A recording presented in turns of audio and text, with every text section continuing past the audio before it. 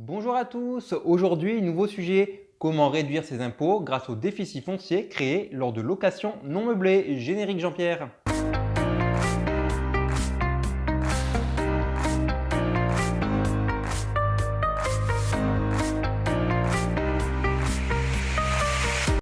L'été approche et avec elle une folle envie d'investir dans un appartement pour avoir un revenu supplémentaire.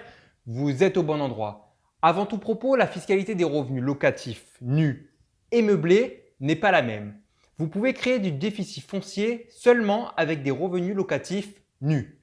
Ici, nous allons donc nous intéresser seulement à ce type de revenus. Le montant des locations vont s'ajouter à vos revenus pour être imposés en fonction de votre taux marginal d'imposition. Mais une chance pour vous, vous ne serez pas imposé sur la totalité des loyers que vous percevez. Il existe deux régimes différents, le microfoncier et le régime du réel. Pour le régime du microfoncier, vous devez obligatoirement percevoir moins de 15 000 € de loyer sur l'année, sans prendre en compte les charges. Ce régime vous accorde un abattement forfaitaire de 30% et vous serez imposé d'un côté à l'IR, puis de l'autre aux prélèvements sociaux. Prenons un cas concret.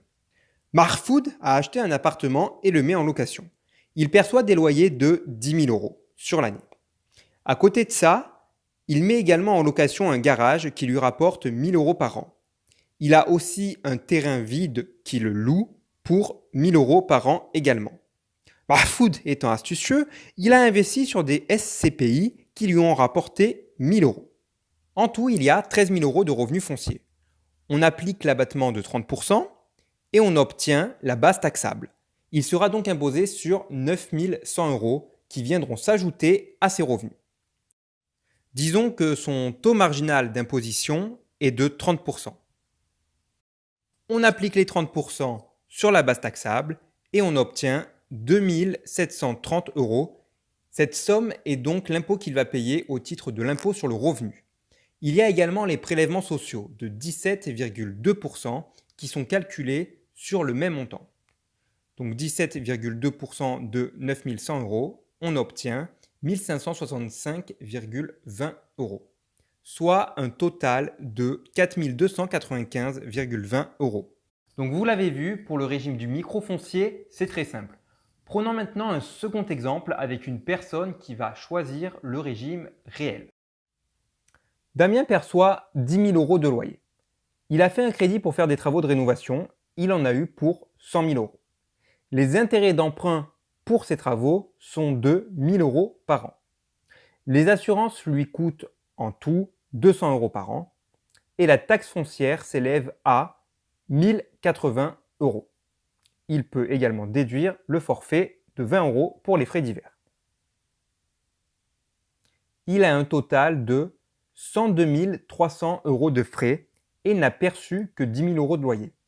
Il y a donc un déficit. Premièrement, il ne sera pas imposé sur les 10 000 € de revenus fonciers.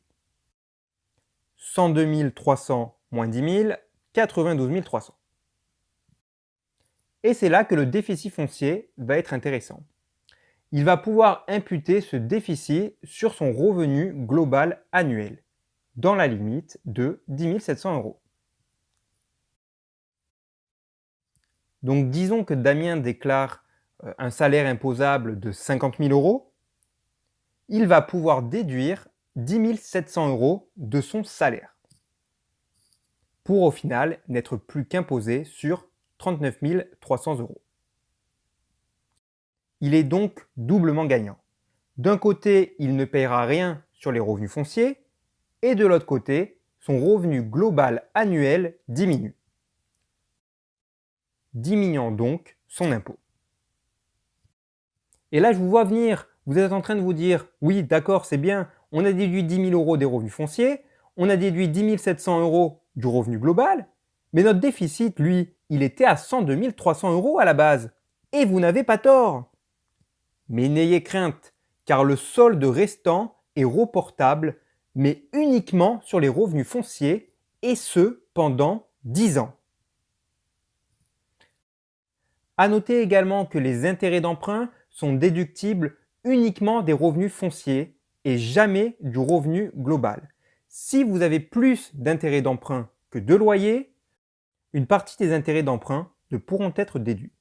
La vidéo touche maintenant à sa fin. Je ne sais pas pour vous, mais ce fut un réel plaisir pour moi de vous avoir retrouvé aujourd'hui. N'hésitez pas à poster un commentaire pour me poser une question. J'y répondrai dans la joie et la bonne humeur avec la plus grande des précisions. Et surtout, n'oubliez pas, ce n'est pas le sorcier qui choisit sa baguette, mais c'est la baguette qui choisit son sorcier. Elle me dit je suis prioritaire, je fais la ligne blanche, tu la vois pas? Bonjour à tous, aujourd'hui nouveau sujet.